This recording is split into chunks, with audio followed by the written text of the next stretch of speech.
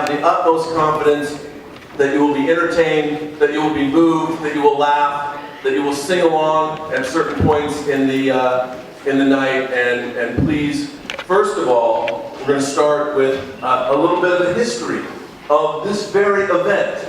The history of the first Wakonse Chautauqua. Leslie and Julia, take it away. Let's go and get down to work, huh? Why do you suppose they picked us to be in charge of the first Chautauqua? I don't know. I'm just glad it's us and not some boring chemistry professor.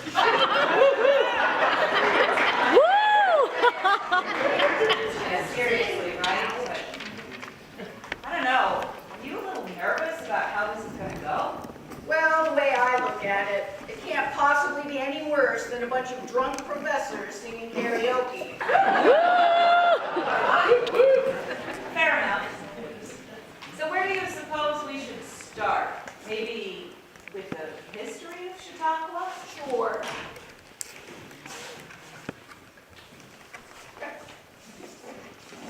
Hey, why are you using that butcher block paper and not an overhead? Well, I have to do a session tomorrow on the effective use of flip charts, and so I thought I should practice some. I understand, it's so hard keeping up with the latest educational technologies these days. Next thing you know, they're going to want us to use computers in the classroom. Yeah, like that's going to happen.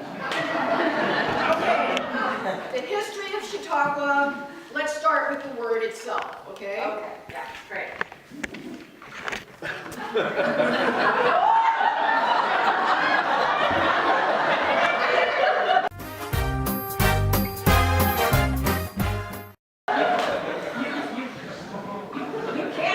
can't say that in front of a bunch of professors and students. What are you talking about? This whole thing is going to be BS. We're making it all up.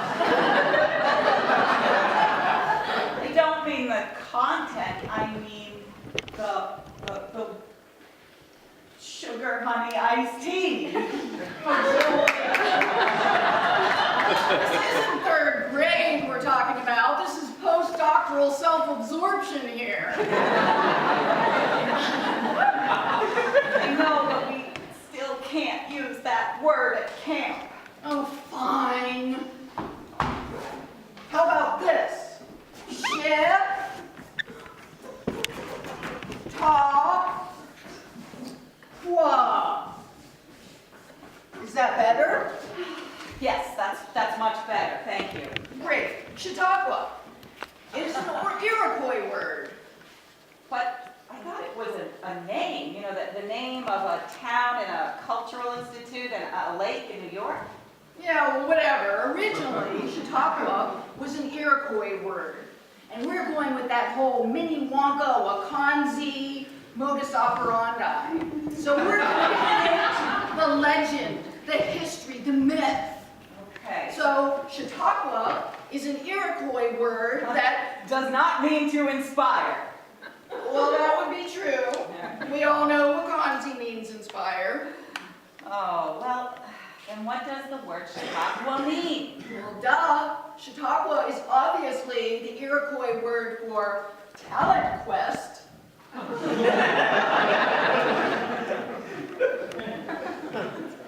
I didn't think the Iroquois had talent quests. Fine. The literal translation is dancing around a campfire and telling stories under a full moon. Does that work for you? Wow, that totally works for me, but do you think they're gonna believe it? Ring, ring. Linguistics speaking.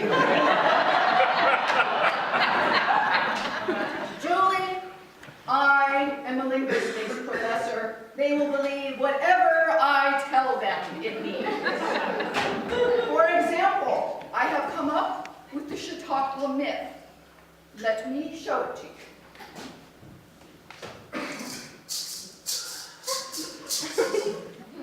The Chautauqua myth.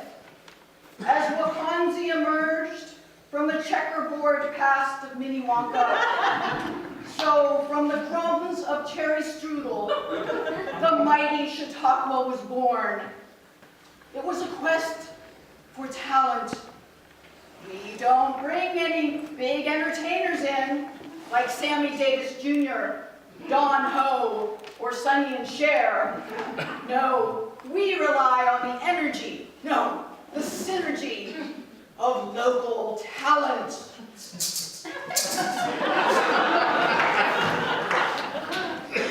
So let me see if I understand this.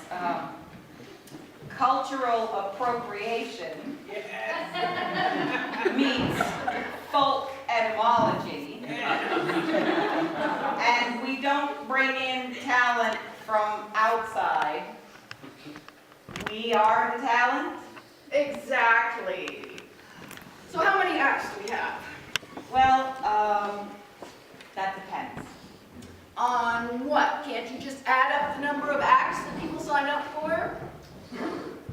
Well, some acts aren't really quite firmed up yet, and some of them I think might be a little sketchy. Okay, well, run them by me. Well, first we have Mel George. I think this one is pretty good. He wants to do the Rolling Stones' Sympathy for the Devil. Sympathy for the devil? Why? Is it his idea of theology? Actually, as it turns out, it's the only song he can play all the way through on his electric guitar. Well, is he just going to play it, or is he going to sing it too? Oh, no, he's going to sing it. In fact, he's got a whole bunch of backup singers lined up to work behind him. Really? Well, who's going to sing woo, woo, woo, woo? Joe Johnston, of course. Of course. Well, what else do you have? Any dancing acts? Oh, well, I was going to try and get Bill Bondison up here to do a little, soft shoe routine. Great idea. Bill Bondison can tap dance his way around any argument. Fair enough, but he's been a little reluctant. He doesn't seem to want to get up on stage. Bill Bondison not want to perform in front of a large number of people? You've got to be kidding me. Just tell him to use the Socratic method of dance. And bring his 3 little strings with him. He'll be all over it. All right, I'll take care of that. Yeah. Okay. Next. Well, we have an act by Barb Kerr, but she won't tell me what it is. Well, Barb is talented and gifted. She's a smart girl. I'm sure she'll come up with a great idea. Or maybe she hasn't even thought of it yet. That's what I'm worried about. She could grab a bunch of undergrads and bring them up here and get them singing a labor union spiritual. In a round. No, I can picture it more like Barb coming up on stage and playing the piano upside down, and then bursting into a rousing song and dance routine of Don't Stop Believin' by Journey, and all the undergrads grads come up on stage and join her. Now that I can envision. No, that would be something. Okay, well, we'll put Barb Kerr down. That's No good. problem. What's next? Well, I heard a rumor that Chuck Claiborne might want to come up and do an act for us that involves doing Singing in the Rain in the style of Barbara Streisand. Barbara Streisand does Singing in the Rain?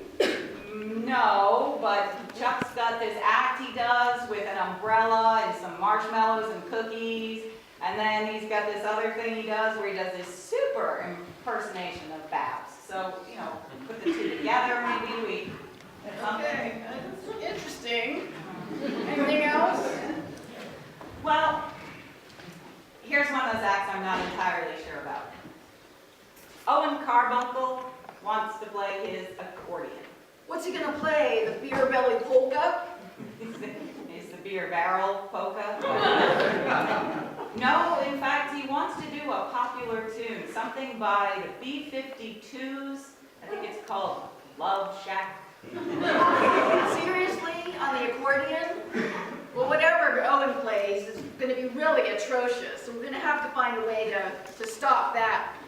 Wait a minute. Oh, I've got a great idea. what? Well, we still have to come up with a way to stop an act that goes on too long or is really atrocious. Okay, no, I totally take your point, but they already warned us that we are not allowed to use a gong, and we are not allowed to use one of those, shepherd's crooks that, drag people off stage, because, these things might hurt someone's feelings. Feelings, I would just use a cattle prod myself. These people have such an aversion to the effective use of violence. Hell, Temple Grandin would use a cattle prod himself. We'll just use Owen, and hopefully no one will go on too long or really suck. Okay. Well, I've got one more act. Please tell me it's not someone using puppets.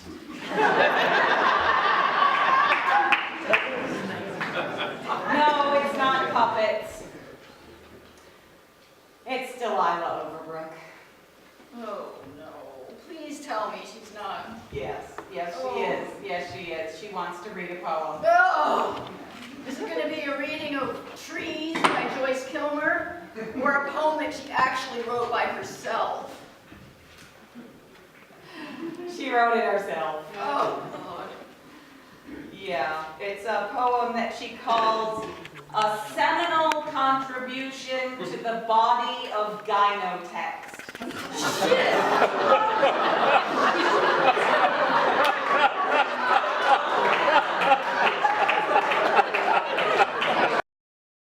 Period. Got it? Got it. Well, I think we're ready then. Let the dancing around the campfire and the telling of stories under a full moon begin.